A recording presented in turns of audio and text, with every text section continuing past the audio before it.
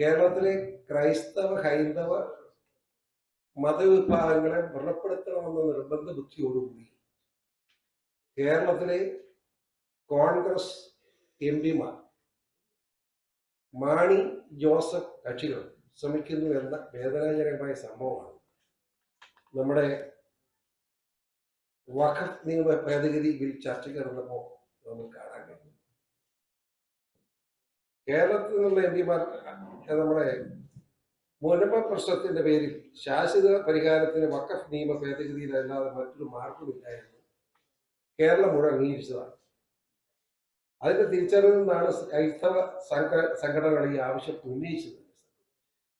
Christian Hindu വിഭാഗം ന്യായമായ അവകാശങ്ങൾക്ക് ഒപ്പം നിൽക്കാൻ ഞങ്ങൾക്കാവില്ല എന്ന സന്ദേശമാണ് LDF UDF എംപിമാർ ഇന്നലെ മിനിയാനുമായി പാർലമെന്റിലെ നടപടിയിലൂടെ തെളിയിച്ചിരിക്കുന്നത്.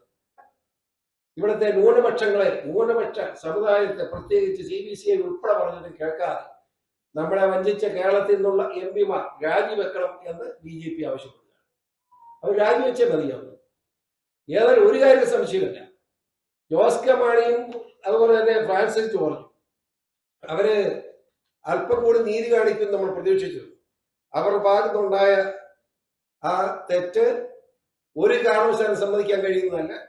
അവർ രാജിവെച്ചേ പറ്റൂ. അതിന് ജനകീയ പ്രക്ഷോഭണം തന്നെ BJP ഏറ്റെടുക്കുകയാണ്.